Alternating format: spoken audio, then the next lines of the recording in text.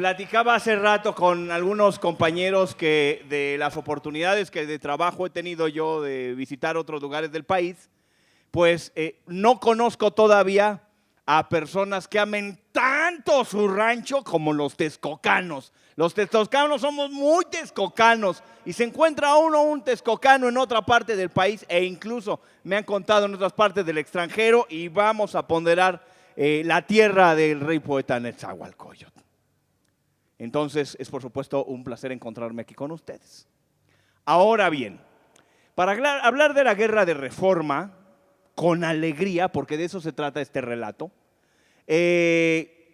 quiero platicarles dos antecedentes. Primero, toda la literatura y la mitología de la humanidad puede dividirse de una manera muy general en dos tipos de relatos: las tragedias y el final feliz. Las tragedias normalmente sirven en la cultura popular para observar el ejemplo de alguien y ver su destrucción y compadecernos y decir, híjole, por ese camino no debo ir. Y normalmente cuando se utiliza por medios educativos, en la escuela, en la casa, un relato trágico es para que sea un ejemplo de lo que no se debe hacer. Lo contrario ocurre con los finales felices. Los finales felices normalmente a todo lo largo de las leyendas, los mitos, las novelas, las telenovelas, las series de televisión y las películas, normalmente los finales felices sirven para que nos llenemos de emoción, para que nos inspiremos, porque es esa sensación de el pariente que tenemos en el hospital que sale y ya está bien de salud. O estamos esperando que algún miembro joven de la familia logre entrar en la escuela y se logra, o alguien que había estado muy solo encuentra el amor y nos da mucho gusto. Esa sensación que llena de esperanza a la humanidad ha generado ese tipo de relatos positivos. Bueno, pues nada más y nada menos que en la historia de México, mínimamente en los 200 años que tenemos de nación, tenemos una de las historias más asombrosas, de las más emocionantes de todas las historias universales en este planeta. La historia del mundo es interesante y hay muchos países que tienen historias bien interesantes, pero la de México no tiene igual. Y vengo aquí a platicarles el momento más refulgente, glorioso e inspirador de la historia de nuestro país, que es justamente la gran victoria de la guerra de reforma, acompañado luego de la victoria contra los franceses en esa invasión que tuvimos. Pero para ir para allá necesito dejarles claros dos conceptos. Primero, cuando se termina la independencia, la independencia de México, se forja en la bandera, nuestra bandera verde, blanco y colorado está representando tres fuerzas allí. Claro, simbólicamente nos enseñan una cosa en la escuela, pero primero no es casual que sean los mismos colores de la Virgen de Guadalupe, porque el cura Hidalgo utilizó a la Virgen de Guadalupe como bandera para los insurgentes. Pero ya que después de muchas luchas, Vicente Guerrero, llevando el espíritu de los ideales sociales que Hidalgo y luego Morelos y luego incluso Javier Mina habían llevado adelante, logra Guerrero convencer a Iturbide de que firmen lo que va a ser el acta de independencia, y entonces en esos tres colores bandera están representadas las tres fuerzas. En el color rojo de nuestra bandera, de la bandera que en ese momento firman, están representados los insurgentes. Y los insurgentes, Guerrero, Morelos, Hidalgo, todos los demás, que mencioné también al joven Javier Mina, están pugnando porque la pobreza y la miseria de este país, que sobre todo avasallaba a las clases más humildes, que eran el 90% de descendientes de indígenas y descendientes de afrodescendientes y mestizos, y en medio de la gran pobreza, los insurgentes dicen, necesitamos que haya justicia social. Palabras más, palabras menos. El blanco de nuestra bandera representa a los realistas, y los realistas son los herederos de la colonia española que habían sido los amos de todo y que no quieren dejar de ser los amos de las cosas. Y el color verde representa a la clase media comerciante que después de 10 años de guerra durante la independencia ya no quieren saber más de pleito. Dicen, oigan, nuestro pueblo necesita paz para empezar a progresar. A mí no me importan las ideas, no me importa si son realistas o insurgentes, ya párenla y vamos a pasar a un nuevo periodo de nuestra historia. En 1824 entonces Guadalupe es el primer presidente, y entre Guadalupe Victoria y el momento de la Reforma tenemos un sube y baja político en nuestro país lineado por dos cosas. Uno de los peores presidentes que ha tenido esta nación, junto con Felipe Calderón, por supuesto, y Salinas de Gortari, y uno de esos peores presidentes era el llamado Pata de Palo. No le gustaba que le dijeran así y por eso se lo estoy diciendo así. Santana pierde en una batalla de la rodilla para abajo, y el ridículo decide hacer un funeral para su pata. Luego la gente molesta, pobre, con lo vanidoso y lo veleidoso, caprichoso, enojón y superficial que era Santana. La gente va, desentierra la pata original y termina dando vueltas por ahí. Y eso le daba mucho coraje a la llamada Alteza Serenísima, quería Santana que le dijeran. Y entonces Santana, que va a ser presidente 11 veces, siendo presidente dejando de serlo, se va al extranjero, regresa, pero es una de las muestras clarísimas de los problemas políticos que tenía nuestro país. En el proceso de Santana viene la invasión norteamericana y hay, miren, nada más dos pequeños episodios que pintan de cuerpo entero a Santana durante la invasión gringa. Uno, vienen los gringos avanzando y llegan ahí a donde está el Metro General Anaya. Ahí el general Anaya se presentó a los soldados y le dijo a Santana, oye, pásame por favor parque para enfrentarnos con los gringos. Y Santana le manda munición de un tamaño distinto al de los rifles. Y es la famosa frase donde dice el general gringo, oigan, entreguen el parque. Y dice el general Anaya, si nosotros tuviéramos parque, ustedes no estarían aquí. Les dice el general Anaya, a ver, ojalá. Otra que pinta a Santana de cuerpo entero. Sí, derrotan al general Anaya y avanzan las fuerzas hacia la Ciudad de México. Antes, pues evidentemente, el Metro General Anaya no estaba dentro de la Ciudad de México. Y tenía Santana 10,000 soldados. Ve venir a los gringos y con sus 10,000 soldados él decide irse a Querétaro. Y entonces van a ser los niños héroes en Chapultepec los que van a presentar la mejor oportunidad de defensa. Está también el batallón de San Patricio. Van a ser derrotados y viene la muerte triste de nuestra derrota allí en 1847. Pero no es la última anécdota que nos pinta Santana de cuerpo entero.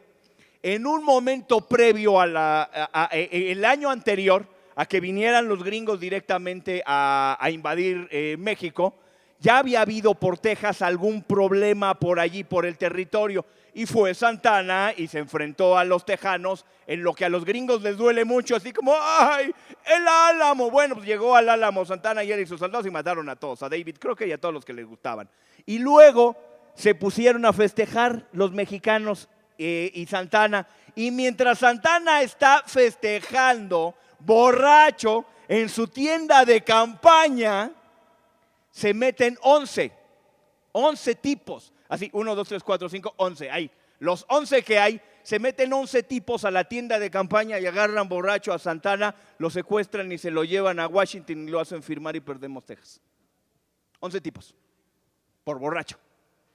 Ese era Santana.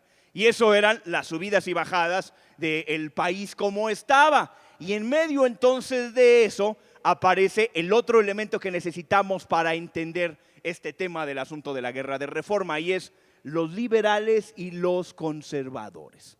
En pocas palabras, los liberales son los herederos del pensamiento de Morelos, de Hidalgo y de Guerrero. Los liberales son los que siguen pensando que todos los ciudadanos valen lo mismo, independientemente del color de piel y de la clase social en donde nazcan. Este país tiene derecho, dicen ellos, a ser un país digno como cualquier otro.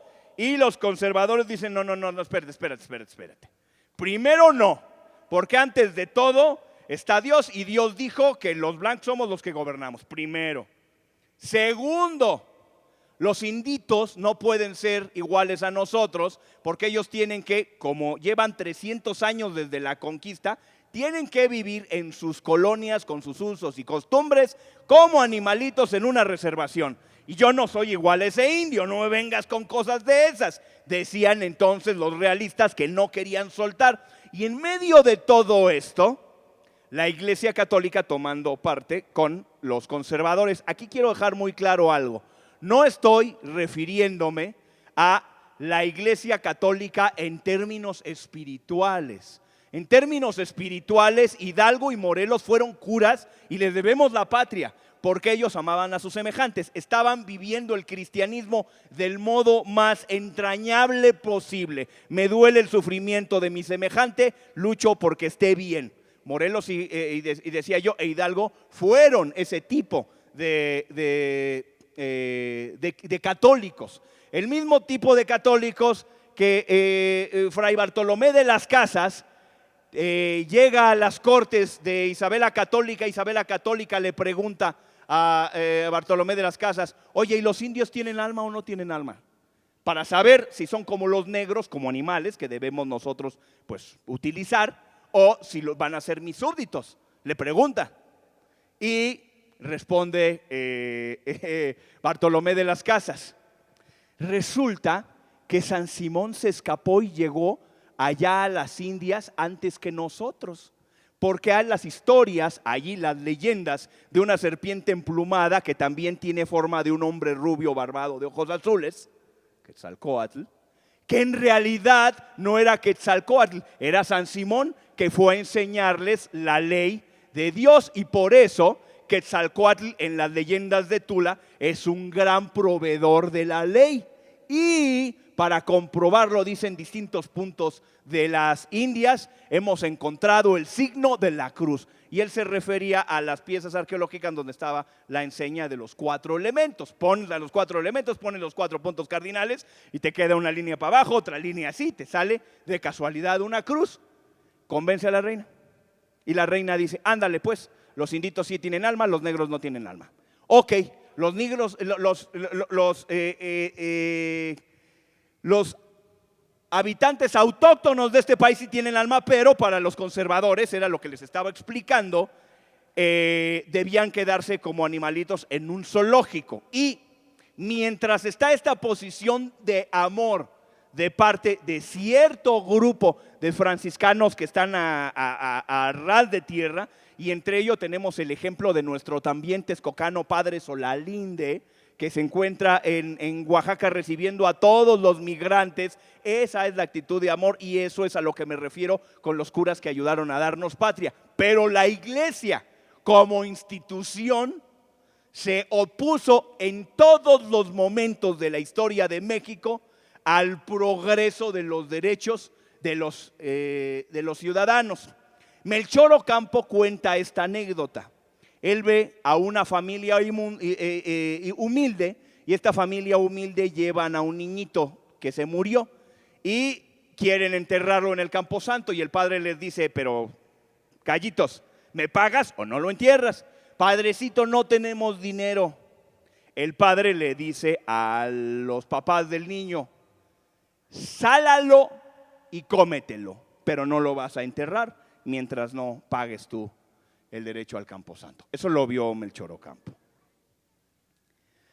Ocurre entonces que los liberales empiezan a tener algunas ideas de cómo comenzar a tener un nuevo país, y estas son las ideas centrales de la tal reforma. ¿Qué es la reforma? Esto es la reforma en términos prácticos. Cuando nace un niño, hoy en día, ¿qué se hace con el niño cuando se le pone el nombre? se le registra, se va ante la ley del Estado, y el niño tiene derecho a un nombre y a una ciudadanía en la ley. Hace 150 años, cuando nacía un niño, la única posibilidad de que se reconociera como una persona existente era a través de ¿qué? Del bautizo, exactamente. Cuando alguien moría, hay un acta de defunción, y antes solo y únicamente podía recibir los santos óleos por la iglesia. Cuando alguien se casaba, hoy puede estar la boda civil y la boda religiosa, perfecto. Pero en la boda civil, la pareja que se casa adquiere derechos y obligaciones ante la ley que les van a permitir pedir pensiones, dejar una herencia, es decir, el matrimonio ante un Estado que les permite a los ciudadanos tener derecho en esa unión y en ese proyecto de vida, y antes solamente en el matrimonio por la iglesia. Y entonces las ideas de los liberales son solo esto, en el corazón. Oye, iglesia, ¿a ti qué te importa tanto salvar las almas? Pues sigue salvando las almas, pero necesitamos que la gente común y corriente tenga derecho a tener una existencia dentro de la ley. Tú sigue encargándote de salvar las almas de la gente, y nosotros como Estado vamos a garantizar el acta de nacimiento, el acta de matrimonio y el acta de defunción. Eso que les estoy diciendo tan sencillo y que para nosotros es obvio, escandalizó profundamente a todos los conservadores y escandalizó profundamente a la iglesia, porque había por medio dinero, y ese dinero no lo iban a perder. Ahora bien, aquí en la primera parte de la guerra de reforma aparecen dos nombres que normalmente son abandonados. Si ahorita yo les digo Benito Juárez, lo reconocen. Si ahorita yo les digo Guillermo Prieto, sin duda les ha sonado. Pero si yo les hablo de Juan Álvarez y les hablo de Gómez Farías, muy probablemente solo les suenan a nombres de calles, pero sin ellos no habría pasado todo lo demás. ¿Quién fue Gómez Farías? Imagínense una persona con este corazón liberal del que estoy yo hablando, pero que en lugar de haber nacido en los años de Juárez, haya nacido en los años donde Santana era presidente. Entonces era el único que pensaba así, y fue vicepresidente y trató de hacer instituciones y de pensar en los derechos de los ciudadanos, y nadie lo pelaba. Pero él dejó los inicios para que la siguiente generación que creció con sus gestiones culturales recibiera los beneficios. Un ejemplo muy claro: él es el primero en hablar de alguna educación pública y trae de Inglaterra lo que se llamaban los colegios lancasterianos. ¿Qué es eso? La primera oportunidad de que la gente reciba una escuela sin que sea la iglesia el que te enseñe, una escuela pública. ¿Quién va a esos colegios lancasterianos en Oaxaca? Juárez. Juárez va a estudiar leyes en un colegio lancasteriano que era público. No existe Juárez y no existe lo demás sin esos primeros precursores. Y las personas que me están escuchando saben que nosotros en el oriente del Estado de México llevamos 30 años representando la izquierda de este estado. Cuando en este estado no había ningún tipo de transición, aquí en Texcoco comenzó esa nueva visión política en vía de los derechos sociales. Bueno, hace 30 años y hoy estamos en el escenario en donde nos encontramos. Lo mismo pasó antes. Gómez Farías da la posibilidad de que las siguientes generaciones sean los titanes de los que voy a hablar en algún momento. ¿Y quién fue Juan Álvarez? Juan Álvarez había sido un oficial sirviendo a Vicente Guerrero. Entonces observen lo triste de que olvidemos a una persona que estuvo en dos momentos gloriosos de la historia. Juan Álvarez luchó en la independencia y era la mano derecha de Guerrero, y luego ya pasados los años, pues ya está más mayor y sigue siendo un cacique importante en Guerrero.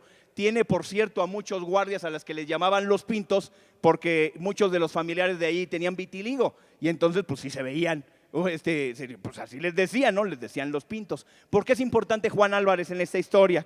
Porque de todas las subidas y bajadas de una y otra cosa de de Santana, en una ocasión Juan Álvarez dice, sí, eso de la idea que se traen de una república con estos derechos de los que estamos hablando, a mí me parece muy bien que haya eso. Y entonces Santana dice, ¿qué? ¿Quién? Ese, el jefe de los pintitos, se emperifolla y se lanza. Curiosamente, hoy en la mañanera el señor presidente habló de esto, justamente, hoy en la mañanera. Se lanza Santana a tratar de reprimir en Guerrero a Juan Álvarez y Juan Álvarez le pone una paliza. Ahí, esa es la verdadera derrota militar de parte de Santana. Ya nunca más regresará. Muchísimas gracias. Ya tengo dos. Nunca más se va a reponer Santana y la derrota entonces de Santana se la debemos a Juan Álvarez, el peor de todos los presidentes y el gran victorioso contra Santana, Juan Álvarez. Clap, tratemos de no olvidar su nombre. Y entonces ahora sí comienza el proceso de lo que va a ser la reforma. Juan Álvarez vence a Santana y entonces Comonfort, que era un liberal más de centro, era un liberal pues más acomodado, pero era un hombre muy inteligente.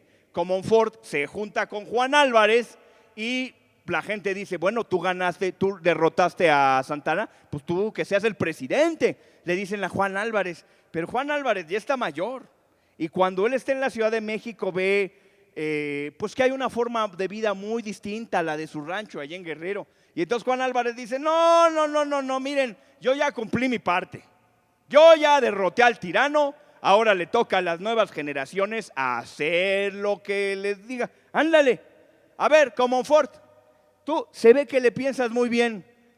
Comonfort va a ser el nuevo presidente. ¿Ya? ¿De acuerdo? Sí.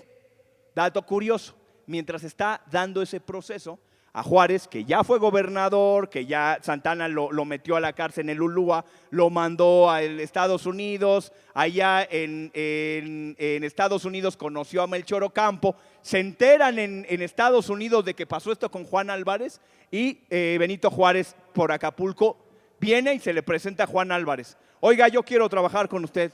¿Y usted qué sabe hacer? Pues yo sé escribir. Ándele de secretario. Esto también lo platicó el presidente en la mañana. Y estando ahí de secretario, alguien dice, oigan, ¿que ese no era el gobernador de Oaxaca? Oiga, ¿por qué no me dice? Le dice Juan Álvarez a Juárez, ¿por qué no me dice que usted había sido gobernador?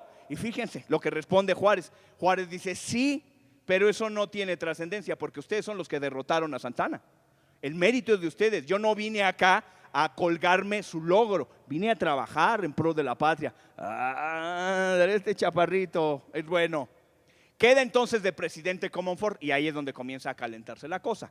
Queda de presidente Comonfort y entonces es el momento donde los liberales dicen, necesitamos poner en la ley todo lo que acabamos de decir, que es la Constitución de 1857. Tenemos que poner en una sola ley que el individuo tiene derecho a nacer, a morir, a casarse.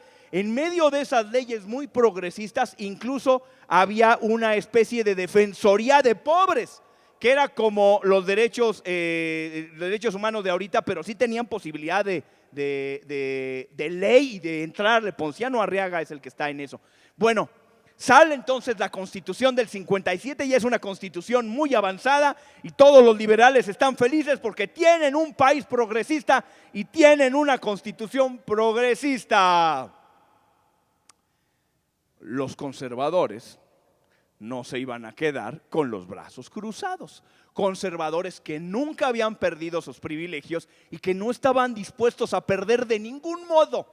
Habían querido jugar a la democracia mientras les convenía, pero ahora que la democracia no les convenía lo que ellos querían, entonces van a arrebatar y lo van a romper todo. Y van a escupir sobre cualquier cosa que se parezca a Andrés Manuel. Quiero decir, que se parezca a los liberales. Son los herederos. Pausa del agua, qué casualidad.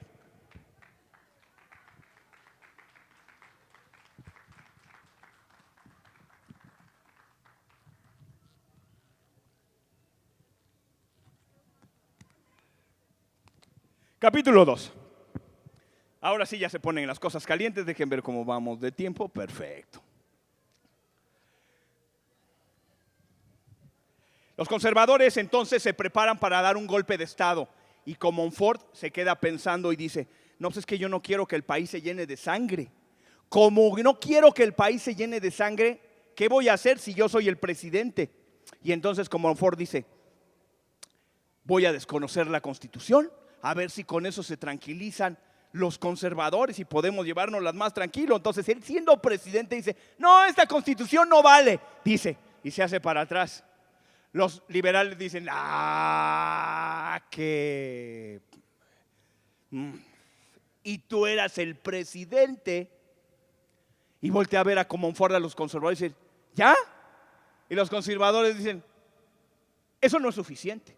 Nosotros no solo ya no queremos esa Constitución, queremos todo y vamos por todo.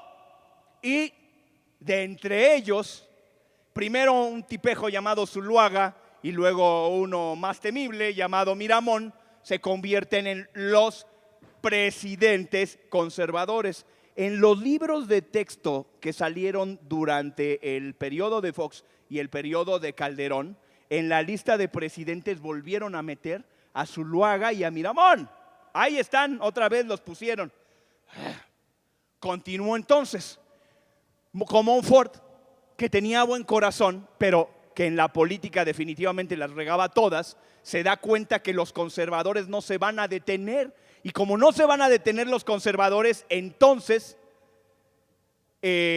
voltea a la cárcel. ¿Qué había en la cárcel? Cuando él dice, la Constitución no vale, el presidente de la Suprema Corte de Justicia le dijo, señor presidente, usted está en desacato. Y Comonfort dijo, métanlo a la cárcel. Y lo metieron en la cárcel. Y entonces Comonfort abre la puerta de la cárcel y dice, ¿sabes qué? Te ganaste la rifa del tigre. Tú te encargas del problema, a mí ya no me quieren ni los rojos ni los blancos, ya, déjalo ahí contigo. ¿Y quién era el jefe de la Suprema Corte de Justicia? El merito Benito Juárez García era el presidente de la Suprema Corte de Justicia y dice, bueno, pues ahora sí vamos a ver. Y ¡pum! Estalla la guerra de reforma. La guerra de reforma en dos pinceladas, porque todavía tienen que venir los franceses y nos falta tiempo, en dos pinceladas podemos relatarla con dos nombres principales. De nuestro lado, del lado de los liberales, Santos Degollado. Santos Degollado había sido sastre. Él, como los grandes hombres de la reforma de orígenes muy sencillos, muy humildes. Y Santos Degollado perdía todas las batallas. Todas las batallas las perdía Santos Degollado. Pero siempre, después de una derrota, se iba al pueblito de junto y volvía a hablarle a la gente y volvía a convencerlos y levantaba otra vez un ejército y allí iba y volvía a perder y levantaba un ejército y volvía a perder una y otra vez. Y mientras Santos Degollado perdía todas las batallas y no dejaba él de luchar, del otro lado estaba Miramón. Miramón, que había sido uno de los niños héroes de Chapultepec, nada más que él sobrevivió, era un militar de carrera y un militar muy valiente. Y él le ganaba todas las batallas a Santos Degollado. Curiosamente se tenían mucho respeto e incluso se dejaban cartas en el campo de batalla. No, así Santos Degollado a veces le dejaba una carta en un arbolito y Miramón en una piedrita. Entonces se trataban con mucho respeto y Miramón arrasaba todas. Y como les decía, Santos Degollado se iba de aquí para allá. Y mientras en el país la batalla iba dándose de ese lado, arrinconaron a Juárez a Veracruz.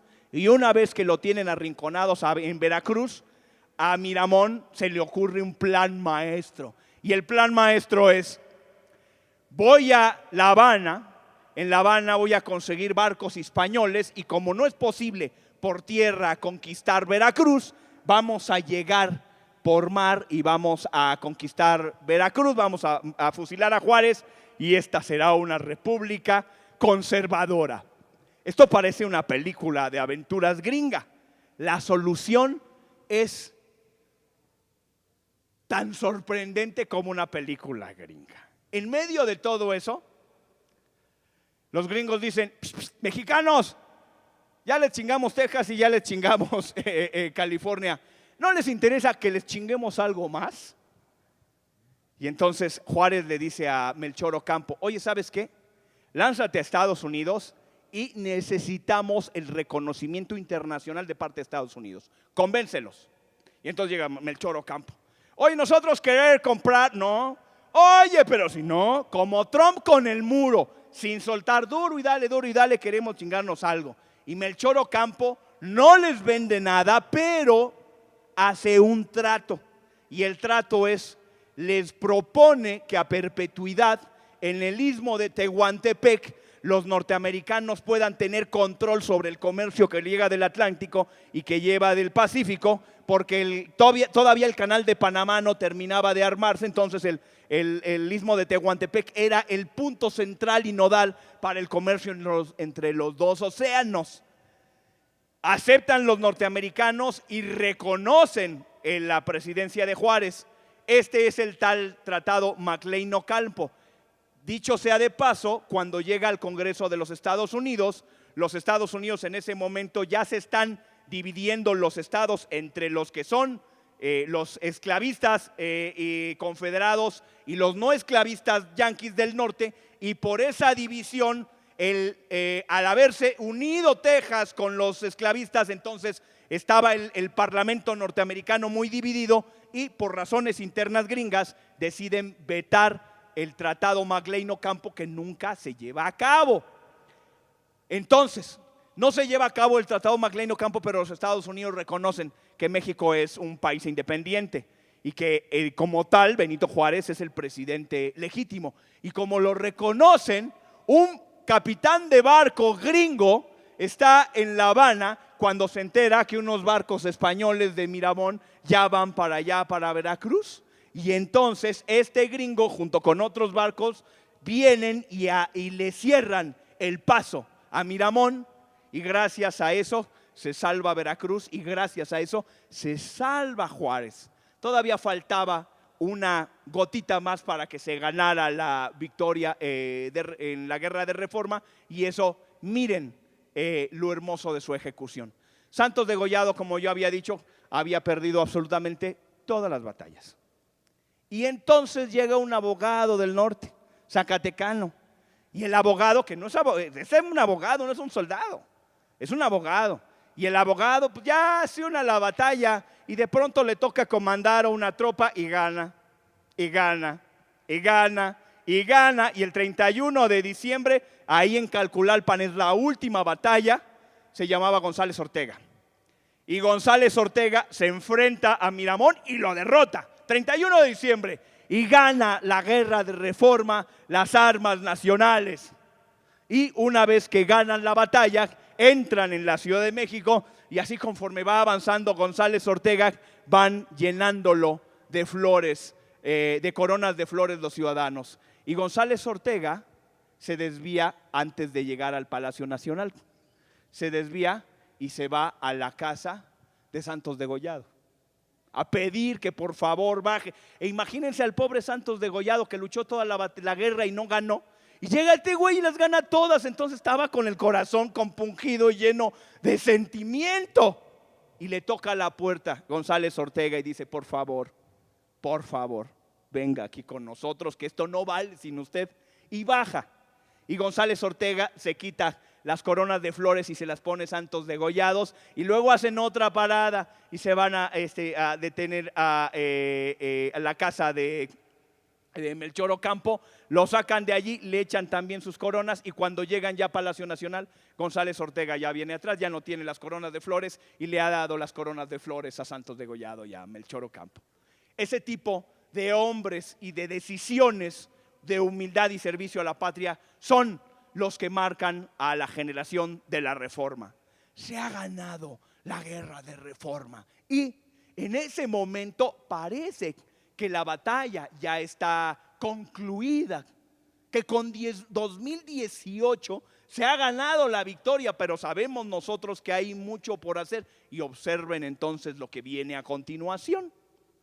Durante la Guerra de Reforma, Santos Degollado capturó a unos emisarios franceses y le mostró una carta a Benito Juárez. Y en esa carta ya estaban los planes de invasión de Francia contra México para apoderarse de México y luego aliarse el imperio francés junto con los confederados esclavistas y hacer un bloque económico que pronto también acabará con los yanquis norteamericanos y el gobierno de Abraham Lincoln. Esto fue durante el proceso de la Guerra de Reforma. Ya Santos Degollado le había mostrado esa carta a Benito Juárez. Y una vez concluida la guerra, ocurre lo siguiente. Cuando Miramón era el presidente conservador, decidió firmar cheques para comprar armas que vinieran del extranjero. Y uno de esos cheques se lo dio a un banquero suizo llamado Jecker. Y entonces Jecker, el banquero suizo, llega con el emperador Napoleón III y le da los cheques y dice: mire, aquí están todas las deudas que el gobierno mexicano tiene con nosotros. Y ahí le da esos cheques. Y Napoleón III, que ya pensaba invadir México, pues le queda perfecto estos chequecitos que le acaban de llegar. Y es entonces donde en México estamos celebrando que ya ganamos la Guerra de Reforma.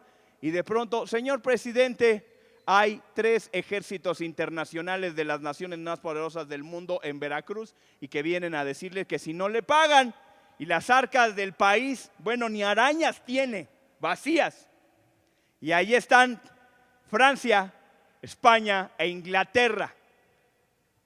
¿Cómo se va a enfrentar México contra las 3 naciones más grandes de todas?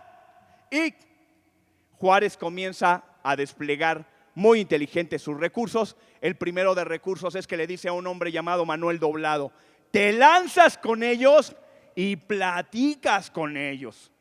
Llega Manuel Doblado a un pueblito que se llama La Soledad. Si han escuchado de los tratados de La Soledad, es porque hay un pueblito ahí en Veracruz que, como es muy caliente Veracruz para los extranjeros europeos, dijeron: oye, ¿tú no tienes aquí algún lugar más fresquecito? Sí, trépate al monte, está más fresco. Y entonces ya si suben a la Sierra de Veracruz, pues ya en Soledad ya estaba un poco más fresquecito. Y allí, platicando, Manuel Doblado primero habla con los españoles y tuvimos la suerte de que al frente de los españoles viniera un liberal llamado Prim, el general Prim. La calle General Prim es por este general Prim, que además se había casado con una mexicana. Y él, como liberal y reconociendo el valor de nuestra nación, cuando Manuel Doblado le explica, dice: no, sí, claro, ya entendí. Ustedes son una nación libre e independiente y nosotros vamos a esperar que ustedes nos paguen. Y se retiran los españoles. Luego, los ingleses, gente muy pragmática, dicen: ¿sí me vas a pagar? Sí. Chin, chin, sí. ¿Te caes? Sí. Lo demás me vale madres. Y se van los ingleses. Y los franceses ya tenían plan con maña. Y los franceses, esto lo han escuchado en otra ocasión y lo van a volver a escuchar aquí. Los franceses con sus 6,000 soldados comienzan a subir a la capital, pero bien tienen que atravesar Veracruz. Y al frente de ellos viene un general llamado Lorenzés. Y Lorenzés escribe una carta para el emperador Napoleón III y le dice: es tal la superioridad racial que tenemos nosotros sobre los mexicanos que dé usted, señor emperador, por ganada la batalla. Eso dice el general Lorenzés. Y se imaginarán ustedes que de los últimos días de abril a los primeros días de mayo se va a encontrar en Puebla a un general humilde que también había sido sastre, que le había cosido los botones a muchos de sus soldados, que había recibido su tropa incompleta porque los soldados más bravos de Oaxaca había caído una chispa de la comida en la pólvora y había explotado Salchicomula y no habían llegado los soldados. Y lo que sí tenía de soldados es que de la sierra habían llegado indígenas con sus machetes, y eso es lo que tenía como soldados. Y este general, de quien ustedes saben su nombre, les dice: soldados, nos enfrentamos a los mejores soldados del mundo, pero ustedes son los mejores hijos de México. Y ustedes saben que es el 5 de mayo que le van a dar las 10 y las malas a los franceses, y va a escribir su telegrama famoso de Zaragoza diciendo: las armas nacionales se cubrieron de gloria. Llega el telegrama a Palacio Nacional Y cuando un mensajero sale corriendo a las habitaciones de Juárez para leérselo, antes de que llegue el mensajero con Juárez, Guillermo Prieto ya salió al balcón y le empezó a leer a los demás, a la gente que estaba en la plaza del Zócalo: las armas nacionales se han cubierto de gloria. Y la victoria de Zaragoza del 5 de mayo es absolutamente decisiva, porque detienen un año los planes de invasión. Porque entonces ya no van a ser los 5 o 6 mil soldaditos de allí. Dicen, no, los mexicanos están bien cabrones. Y vienen con 30,000 soldados. Y ahora que vienen con 30,000 soldados, pues además de esos 30,000 soldados, también traen a un famoso agregado más. Porque, por supuesto, en esta historia, los conservadores que habían perdido la guerra de Reforma fueron... Bueno, los perritos son gente digna y hermosa, como ese perrito de allí. Fueron con Napoleón III a decir: no soportamos que un indio diga que es nuestro presidente. No queremos presidencia, queremos corona, queremos imperio. Que venga el emperador. Y el emperador, que era un noble aristócrata, dice: oigan, ¿y están seguros de que quieren que yo sea gobernador de allá? Sí, claro, toda la gente lo ama. ¿Están seguros? Sí. Pues a ver, hagan un plebiscito. No, pues si ya tenemos las votaciones y gana el PRI. Quiero decir, ganó usted, señor Maximiliano. Bueno, llega Maximiliano y como él tenía ideas liberales, ve la Constitución del 57 y dice: pues no está tan gacha. Y los conservadores: oye, no mames, ¿para qué te trajimos aquí? Y Maximiliano le dice a Juárez: oiga, señor, no está tan mala su Constitución, ¿qué le parece si entra en razón? Yo soy blanco, usted es prieto, yo soy un emperador, usted es un pinche indio, y honramos su Constitución y usted pase a ser otra vez el presidente de la Suprema Corte de Justicia y pues yo su jefe, y todos felices. Y le escribe de regreso el señor presidente y dice: disculpe, pero nosotros no estamos emperadores, somos una nación libre y soberana, y si usted continúa en sus planes, entonces es un invasor y será tratado como tal. ¡Ah, qué peluca la de Cuca! Dice Maximiliano y se encabrona, y un 2 de octubre, qué doloroso, esto que les voy a decir, que también es la fecha de Tlatelolco. Ahí estuvo mi jefecín, por cierto, y sobreviví. Esa es otra historia para la siguiente feria del libro. Un 2 de octubre sale un bando decretado por Maximiliano donde se dice que absolutamente todos los soldados que sean encontrados contra las tropas de Maximiliano no van a ser considerados soldados en defensa de su nación, van a ser considerados como criminales gavilleros, por tanto no tienen derecho a un juicio, por tanto van a ser agarrados, fusilados y muertos donde se les encuentre. Así que el derecho de la victoria contra el semejante no existe de parte de los franceses, que van no solamente a avanzar con una tiranía brutal, sino que incluso van a traer a las peores personas suyas de Europa, entre ellos un tal Dupin. Este Dupin se dedica, de parte del ejército francés, a quemar pueblos, a torturar gente para que le saque información de lo que está ocurriendo entre los defensores de Juárez. Y los defensores de Juárez habían tomado la siguiente determinación. Bueno, antes de pasar a esa determinación, déjenme platicarles el lado contrario de Dupin. Mientras Dupin está dispuesto a la tortura máxima de la gente más humilde, los mexicanos en algún momento determinado nos enfrentamos en Veracruz, en un pueblo llamado Camarón, a un batallón de franceses. Esos franceses son arrinconados y pelean hasta su última bala, hasta que quedan 7 soldados franceses. Y ya que perdieron la última bala, sacan sus cuchillos, sacan sus bayonetas, y los 7 soldados franceses corren para morir contra los mexicanos. Y el capitán de los mexicanos daba la casualidad que era un médico, y le dice a sus soldados: espérense y no disparen. Y el capitán se para enfrente de los franceses y le dice: oigan, ustedes son unos valientes y la batalla ya acabó, por favor bajen las armas. Estos soldados de la famosa Legión Francesa, uno de ellos, que está todavía herido, se queda en casa de una señora durante 6 meses. A esa señora los franceses le habían matado a su hijo, y esa señora, ya que tiene a un soldado francés en su poder, lo trata como su hijo. Y le escribe el francés a su mamá: mamita, aquí encontré otra madre. Esto llena de tanta emoción a los franceses de la Legión Francesa, que hoy en día en la Legión Francesa, llegado la fecha del Camarón, siguen festejando ese momento que se dio y esa gallardía de encuentro entre estas personas. Una gallardía que voy a regresar al momento de la batalla de Puebla a mostrarles esto. Cuando venían los soldados franceses contra Puebla, un soldado mexicano les gritó a los franceses: ustedes son esclavos del rey, nosotros somos Francia, dijo el mexicano. Cuando el mexicano decía nosotros somos Francia, se estaba refiriendo a nosotros somos libertad, igualdad y fraternidad, y ustedes son la tiranía.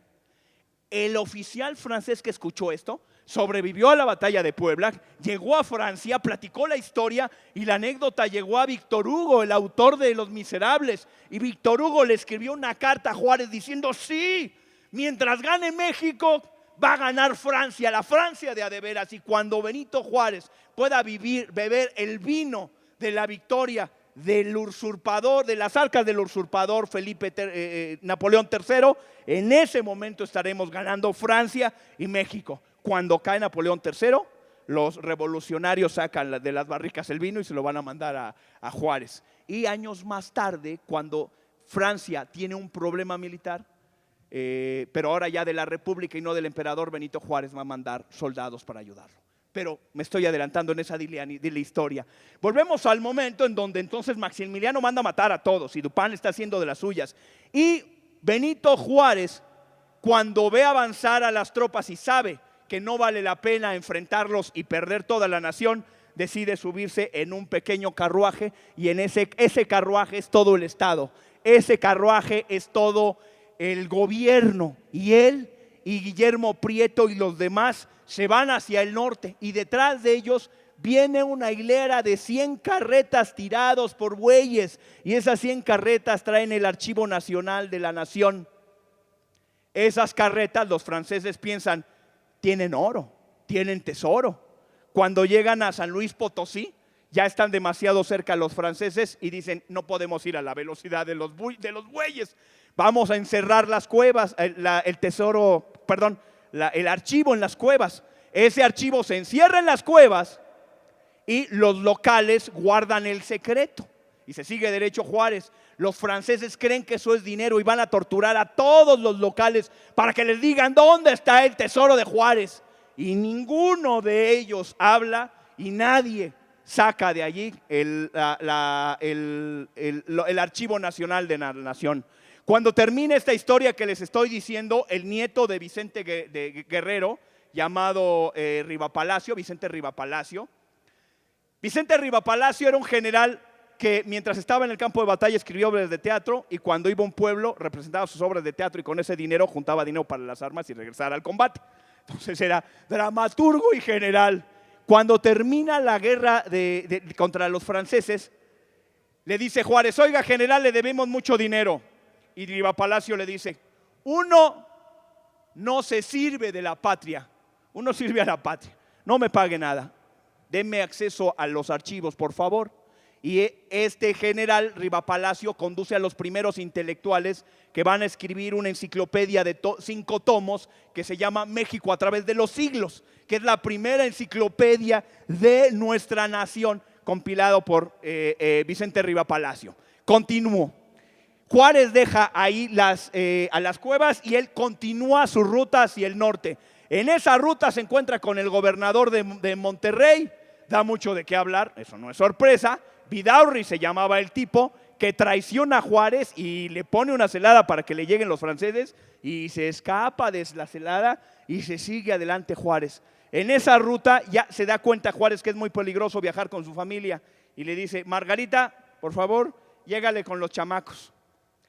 Margarita, que era además una mujer muy inteligente, atea por completo y con una conciencia de lo que hacía extraordinaria. Las cartas de Margarita son muy emotivas. Se va con sus niños a Nueva York. Ahí estando en Nueva York se le va a enfermar y se va a morir uno de sus hijitos. y entonces Juárez ya no tiene a su familia y luego le llega la carta de que se murió su hijito. Entonces imagínenselo, y así él sigue viajando al norte y un día está en medio del desierto y de un pueblito perdido, él y toda su gente, y de pronto llega un colectivo de gente humilde, campesinos, que querían ver al presidente indio, porque México no era algo que estuviera comunicado, no existía el tren y entonces no había tal cosa como una comunicación nacional, pero el paso de Juárez fue haciendo que la gente dijera, cabrón, tenemos presidente, y luego no solo tenemos presidente, tiene la piel del mismo color que yo. Entonces llegan este grupo de gente a ver al presidente indio, como ellos dicen, oigan, venimos aquí también por otra razón. ¿Cuál? Es 16 de septiembre. Cabrón, sí es cierto, dice Guillermo Prieto, señor presidente, hay que festejar la independencia de México.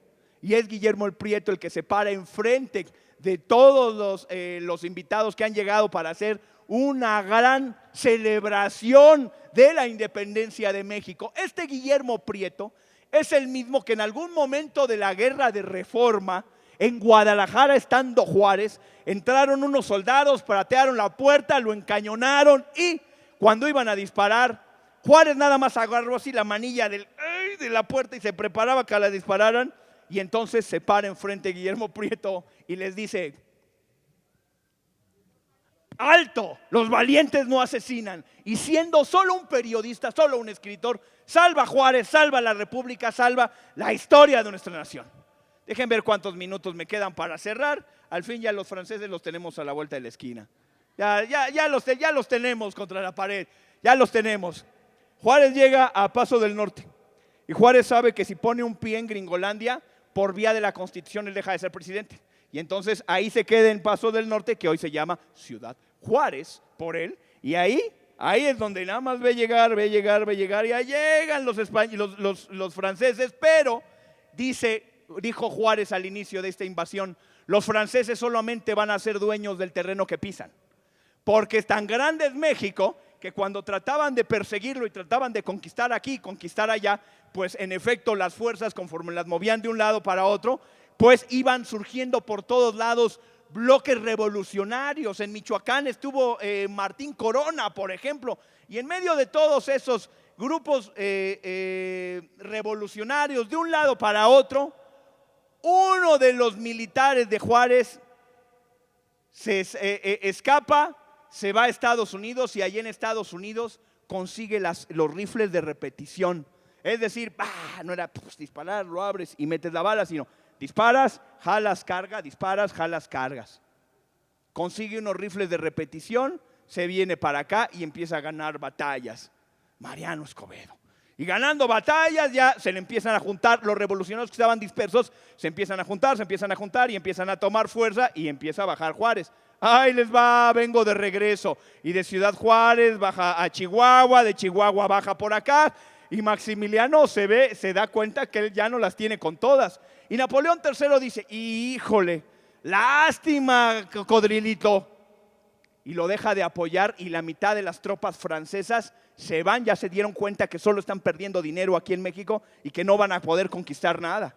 Y ya que se da cuenta Maximiliano que está perdiendo la fuerza militar, levanta el teléfono y le habla a sus viejos amigos conservadores. Oigan, ven que se enojaron por la Constitución, no sean gachos, vengan de regreso, si no va a ganar el indio Juárez y nos va a cargar la chingada a todos. No, ya voy.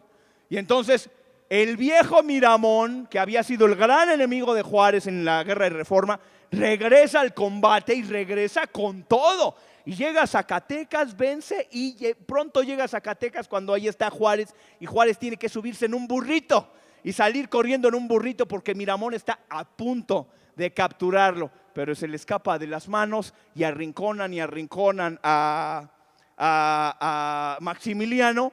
Y entonces Maximiliano dice, ¿qué hago? Su mujer le dice, no te preocupes, yo ahorita vengo, voy al Vaticano y te consigo tropas y todo. Va con Napoleón III, no lo pelan, va al Vaticano, no la pelan. Carlota. Y le escribe a su mamá Maximiliano, oye mamita, que siempre nos salió todo acá. los indios se pusieron muy bravos. Entonces voy de regreso. Y su mamá le responde: prefiero un hijo muerto que un hijo derrotado. Su mamá: pues con qué ganas, ¿no? ¿Y ahora qué hacemos? Dice a los conservadores: pues vámonos a Querétaro. Ándale pues. Se van a Querétaro. Llegan finalmente los liberales, sitian Querétaro. ¿Y ahí donde sitian Querétaro? Uno de los peores y de los más crueles de todos los conservadores, maldito, llamado Leonardo Márquez, había asesinado a Melchor Ocampo, había asesinado a Leandro Valle, el peor probablemente de todos ellos. Dice: yo ahorita vengo, voy a la Ciudad de México a pagar el predial. Desaparece el desgraciado, se va a ir al exilio y va a regresar todavía que en el porfiriato, y ahí va a andar y va a morir de viejo el hijo de su pelo. Bueno, en fin, se quedan los demás, arrinconan a Maximiliano y Maximiliano le manda una cartita a Mariano Escobedo. Le dice: oiga, general, ¿y si me rindo? ¿Aquí paramos la cosa? Pues si usted quiere. Oiga, ¿y nos rendimos? Le dice a Miramón y a Mejía. Mejía era un caso singular. Mejía era un oficial de origen indígena, o sea, absolutamente, pero conservador y valiente.